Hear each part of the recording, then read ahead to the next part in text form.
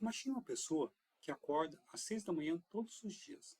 O despertador toca e a primeira sensação não é motivação, é um peso no peito. Ela pega o celular e já vê as mensagens do trabalho. Antes mesmo de sair da cama, a ansiedade já começou.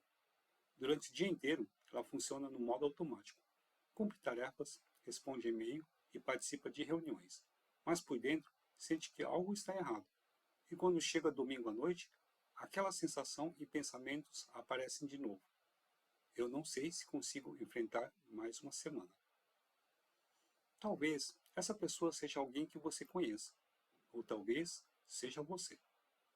Olá, sejam bem-vindos, sejam bem-vindas. Para quem não me conhece, sou Pedro Osato e hoje vamos falar sobre um tema que atinge milhões de pessoas, mas que muitas vezes é tratado como um tabu necessário: a relação entre o trabalho que não gostamos e a nossa saúde mental. Você já sentiu que está trocando sua sanidade pelo seu salário? Muitas pessoas permanecem em funções que drenam suas energias, apenas por uma questão de sobrevivência financeira. O problema é o impacto emocional de permanecer em um trabalho que está adoecendo você. Essa conta, a longo prazo, não fecha. O dinheiro entra, mas a saúde vai embora. Quando você está preso a uma atividade que não faz sentido para você, o impacto é progressivo. Não acontece do dia para a noite, é um desgaste lento. Fique comigo até o final para entender as consequências disso e como lidar com o trabalho. Então, roda a vinheta para a gente poder começar.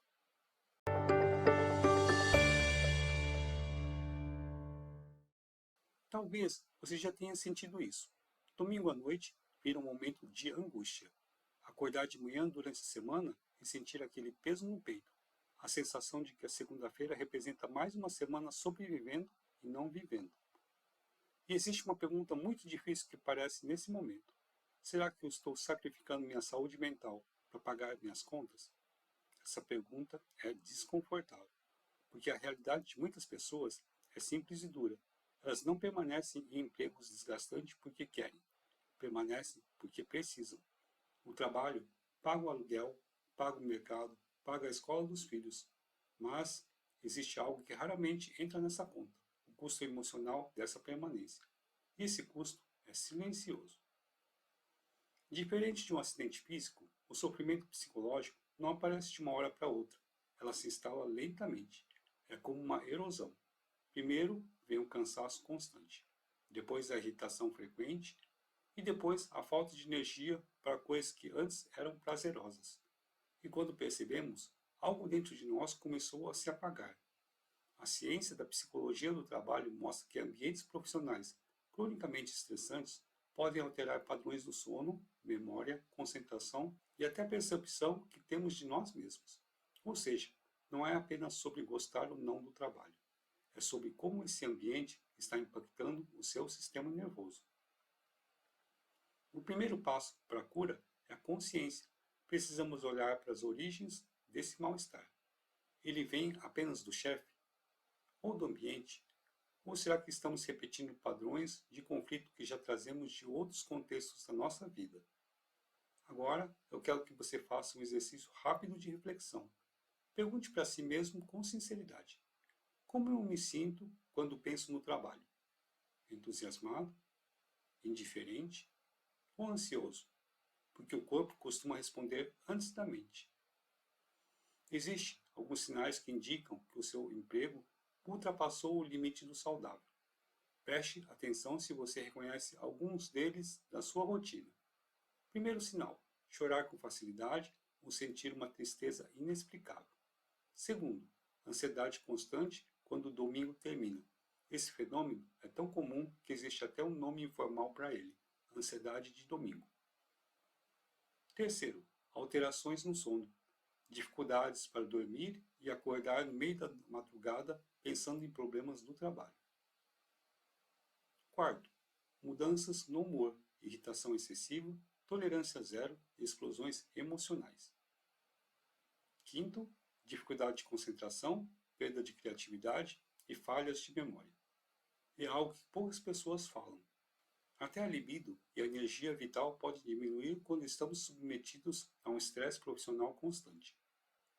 Isso acontece porque o cérebro passa a operar em modo de sobrevivência, priorizando ameaças em vez de prazer. Em outras palavras, o seu corpo começa a protestar o que sua boca não fala. O corpo começa a gritar contra uma situação que sua razão ainda tenta suportar. Ignorar esses sinais por muito tempo pode ter consequências profundas. Existe uma palavra que se tornou muito comum nos últimos anos, o burnout. Mas, apesar de ser muito falada, poucas pessoas realmente entendem o que ela significa. O burnout é definido como síndrome de esgotamento profissional, resultante do excesso de trabalho que não foi gerenciado com sucesso. O problema se espalhou tanto que várias empresas relataram que estão enfrentando uma crise de esgotamento entre os funcionários. Em 2019, a OMS classificou o burnout como um fenômeno ligado ao trabalho, mas foi somente em 2022 que a síndrome foi oficializada como CID, a Classificação Internacional de Doenças. Burnout, portanto, não é apenas estar cansado, não é apenas precisar de férias. Burnout é um estado de esgotamento emocional profundo causado por estresse crônico relacionado ao trabalho. Muitas vezes, esse processo nos leva a um esvaziamento total do sentido da vida. Ele costuma aparecer em 3 dimensões principais. Primeiro, a exaustão extrema. Você sente que não tem mais energia emocional. Segundo, distanciamento psicológico. O trabalho perde completamente o sentido. Você passa a sentir apatia e se sente desconectado das tarefas, dos colegas e de si mesmo, aumentando os sentimentos negativos. Terceiro, redução da eficácia profissional. Mesmo pessoas altamente capazes começam a acreditar que não são boas no que fazem. E aqui entra um fenômeno cultural muito interessante, uma ideia que vem crescendo nas últimas décadas. A crença de que o trabalho deve ser o centro absoluto da nossa identidade. E quando a nossa identidade é 100% fundida no nosso cargo. Esse fenômeno tem sido chamado por alguns pesquisadores de workismo. Na prática de consultório, já vi muitas pessoas responder uma pergunta simples de uma maneira curiosa. Quando pergunto, quem é você? A resposta vem assim, eu sou gerente. Eu sou advogado. Eu sou engenheiro. Mas perceba algo importante. Essas respostas descrevem o que a pessoa faz, não quem ela é. Quando o trabalho se torna nossa única identidade, qualquer crise profissional vira também uma crise de identidade. Ou seja, a ideia é que o trabalho não é apenas uma forma de sustento, ela se torna o principal lugar do significado da vida. Em teoria, isso parece bonito, trabalhar com propósito, se dedicar, construir algo relevante. Mas existe um grande risco quando toda a nossa identidade se funde ao nosso cargo. Porque se você perde o trabalho, ou se o trabalho perde o sentido, você pode sentir que perdeu quem você é. O workista não vê o trabalho como um peso, mas como uma dependência.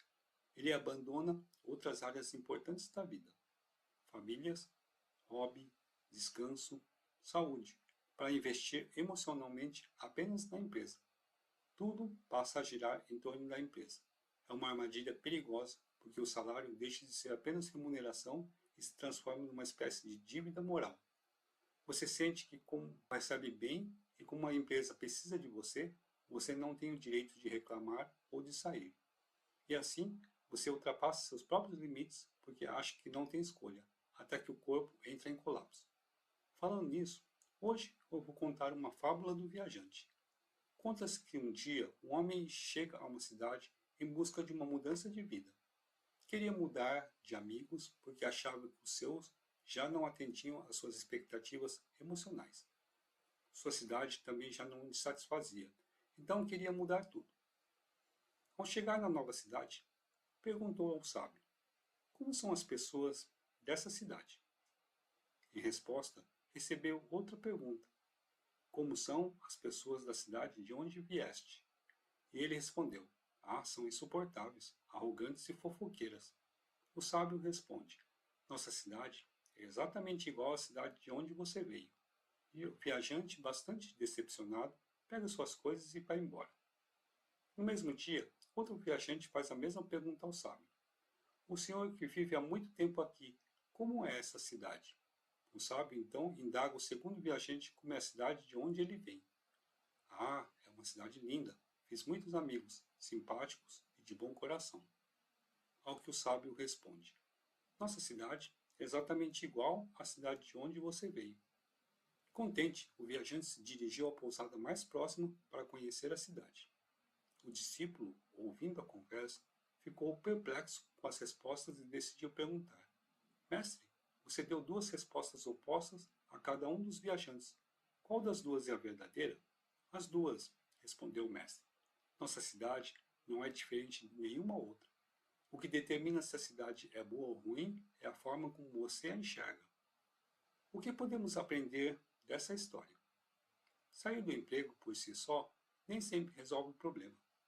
Se você não aprender a estabelecer limites emocionais e separar quem você é do que você faz profissionalmente, há uma grande chance de você carregar essa mesma dinâmica para o próximo emprego e voltar a repetir as mesmas histórias em lugares diferentes.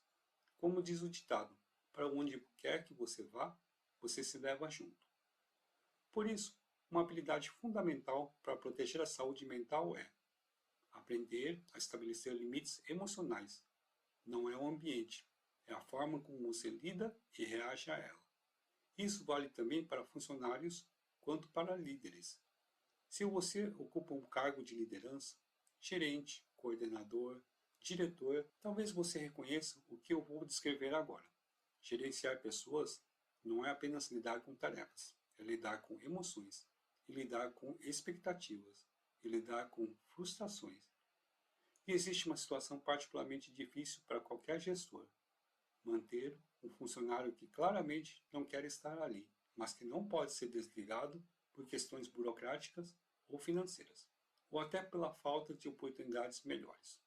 Isso gera um desgaste imenso para gerenciar. Então o líder se vê preso em um dilema. Por um lado, existe a necessidade da produtividade e, por outro, existe a humanidade. E pouca gente fala disso, mas liderar também pode ser extremamente desgastante emocionalmente. Gestores precisam frequentemente mediar conflitos, lidar com desmotivação, administrar pressões da empresa e ainda manter o clima da equipe equilibrado. Ou seja, o líder também é exposto ao estresse psicológico e também adoece. Ninguém está imune. Quando o ambiente profissional perde o sentido coletivo, todos sofrem. Funcionários, gestores, equipes inteiras adoecem todo o ecossistema. Por isso, uma liderança saudável precisa ter coragem para reconhecer quando um ciclo profissional chegou ao fim. Prolongar relações profissionais que já estão deterioradas costumam criar ambientes tóxicos e disputas improdutivas. Em muitos casos, a decisão mais responsável, embora difícil, é permitir que novos caminhos surjam, porque ambientes de trabalho saudáveis não são apenas produtivos, eles são humanamente sustentáveis. E depois de tudo que conversamos hoje, surge uma pergunta importante: o que podemos fazer diante dessa realidade? A primeira coisa é entender que a saúde mental no trabalho não depende apenas de uma pessoa. Ela é uma responsabilidade compartilhada, tanto da empresa como do funcionário.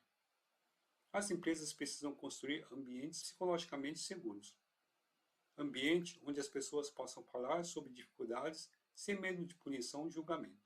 Mas também existe uma parte que depende de cada um de nós. O colaborador, ele precisa investir em autocuidado e começa com autoconhecimento. Pergunte para si mesmo: o meu trabalho está alinhado com os meus valores? Eu tenho limites claros entre vida profissional e vida pessoal? Eu consigo descansar sem me culpar? Algumas estratégias podem ajudar muito na proteção da saúde mental. Primeiro, criar fronteiras entre trabalho e descanso. Desligar notificações fora do horário e respeitar momentos de pausa. Segundo, cultivar interesses fora do trabalho. Hobbies, artes, esporte e leitura. Essas atividades lembram ao cérebro que a vida é maior do que o expediente. Terceiro, buscar suporte emocional.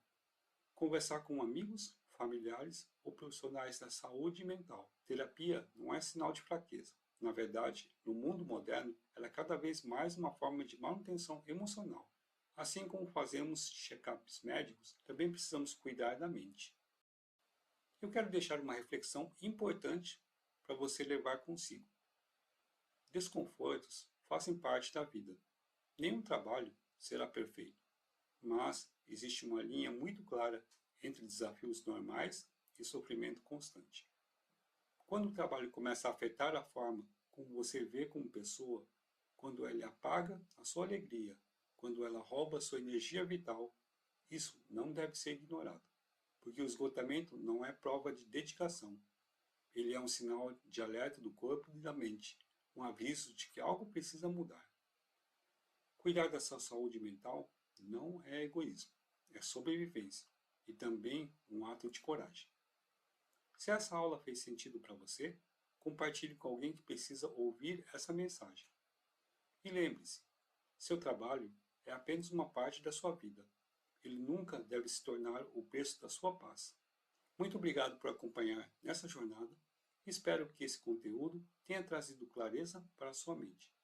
Eu te espero na próxima aula.